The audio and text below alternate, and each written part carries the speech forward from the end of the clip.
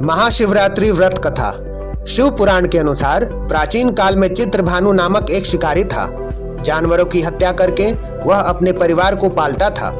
वह एक साहूकार का कर्जदार भी था, लेकिन उसका ऋण समय पर न चुका सका तो क्रोधित साहूकार ने शिकारी को शिव मठ में बंदी बना लिया। साहूकार के घर पूजा हो रही थी तो शिकारी ध्यान मग्न होकर शिव संबंधी धार्मिक बातें सुनता रहा।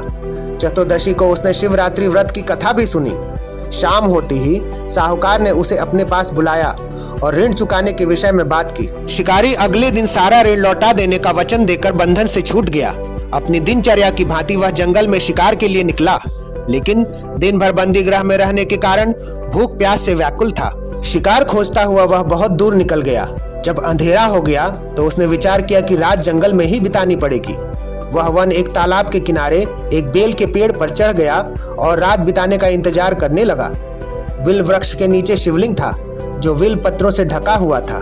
शिकारी को उसका पता न चला।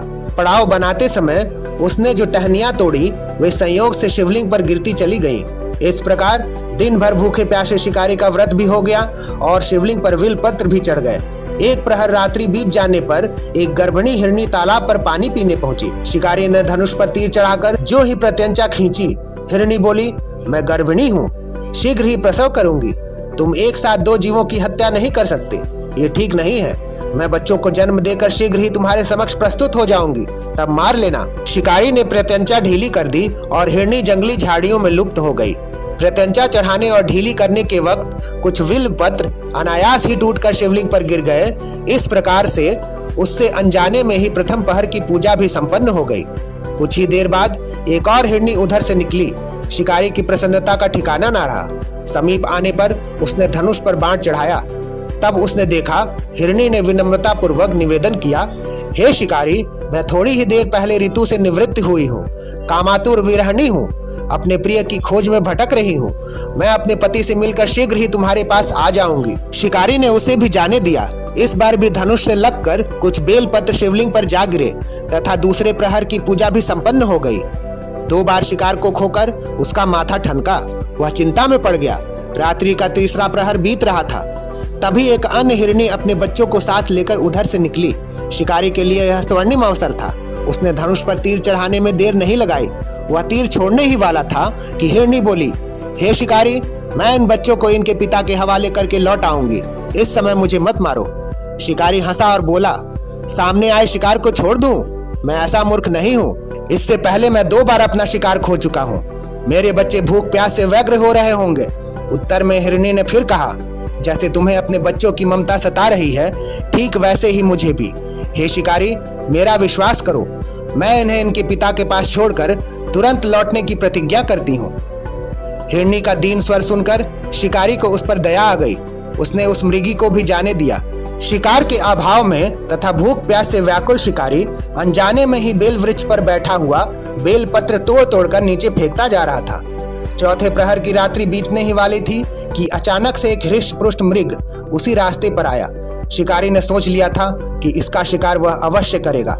शिकारी की तनी प्रत्यंचा देखकर मृग विनती स्वर में बोला, हे शिकारी, यदि तुमने मुझसे पूर्व आने वाली 3 मृगियों तथा छोटे छोटे बच्चों को मार डाला है तो मुझे भी मारने में विलंब ना करो, ताकि मुझे उनके वियोग में एक क्षण भी दुख न सहना पड़े। मैं उन मृगियों का पति हूँ।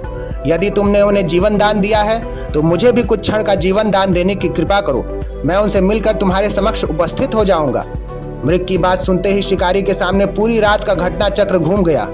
उसने सारी कथा मृग को सुना दी। तब मृग ने कहा, मेरी 3 पत्नियां जिस प्रकार प्रतिज्ञाबद्ध होकर गई हैं, मेरी मृत्यु से अपने धर्म का पालन नहीं कर पाएंगी। अतः जैसे तुमने उन्हें विश्वास पात्र मानकर छोड़ा है, वैसे ही मुझे भी जाने दो। मैं उन सब के साथ तुम्हारे सामने शीघ्र ही उपस्थित हो जाऊंगा। शिकारी ने उसे भी जाने दिया। इस प्रकार प्रातः हो गई। उपवास, रात्रि जागरण तथा शिवलिंग पर बेल पत्र चढ़ाने से अनजाने में ही महाशिवरात्रि की पूजा पूर्ण हो गई। पर अनजाने में ही की हुई पूजन का परिणाम उसे तत्काल मिला। शिकारी का हृदय परिवर्तन हो गया। उसमें भगवत शक्ति का वास हो गया। थोड़ी ही देर बाद जब मृग सपरिवार शिकारी के समक्ष उपस्थित हुआ ताकि वह उसे मार सके, परंतु उसने जंगली पशुओं की ऐसी सत्यता, सात्विकता एवं सामूहिक प्रेम भावना को देखकर शिकारी को बड़ी ग्लानि हुई। उसने मृग परिवार को जीवन दान दे दिया। अनजाने में शिवरात्रि का व्रत का पालन करने पर शिकारी को मोक्ष की प्राप्ति हुई। जब मृत्यु काल में यमदूत उसकी आत्मा को लेने आए तो शिव गरुड़ ने उन्हें वापस भेज दिया तथा शिकारी को शिवलोक लेकर गए। भगवान शिव जी की कृपा से वह अगले जन्म में राजा चित्रभानु के रूप में पैदा हुआ और अगले जन्म में भी वह महाशिवरात्रि के महत्व को जानकर उसका अगले जन्म में भी पालन करता रहा। जय शिव शंकर, जय भोलेनाथ, हर हर महादेव।